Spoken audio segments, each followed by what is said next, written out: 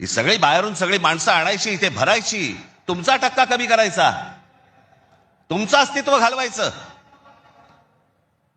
इथे येऊन ह्याची माणसं मिळणार, इथे उत्तर भारतातलं माणसं येणार आणि म्हणणार इथे तुम्हाला. काल एक कोणतरी उत्तर भारतातला माणूस बोलवता म्हणे, मुंबईमध्ये म्हणे नोकऱ्या जर घ्यायच्या असतील महानगरपालिकेमध्ये तर इथल्या स्थानिकांना उत्तर भारतीय लोकांना दिल्या पाहिजेत. हे बाहेरून येणारे म्हणे कोल्हापूर, सातारा, सांगलीवरनं येणारी माणसं हे बाहेरच्या लोकांना द्यायची नाहीत म्हणून. बाहेरची लोक म्हणजे आमच्या सातारा, कोल्हापूर, सांगलीमध्ये येणारी आता हे बाहेरची लोक झाली आणि हे आतले.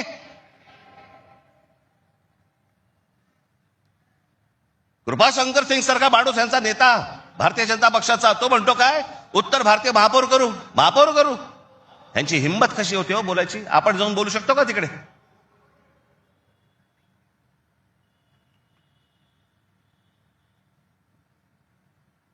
याचं कारण तुम्ही एकत्र येऊच नाही याच्यासाठीचा बंदोबस्त यांनी केलेला आहे. म्हणून काय करायचं, पैसे टाका, माणसं फोडा. यांचं मुंबईवरचं लक्ष उडालं पाहिजे, महाराष्ट्रावरचं लक्ष उडालं पाहिजे. हे मराठी म्हणून कधी एकत्र येताच कामा नाहीत. आणि मग आपल्याला जे साध्य करायचंय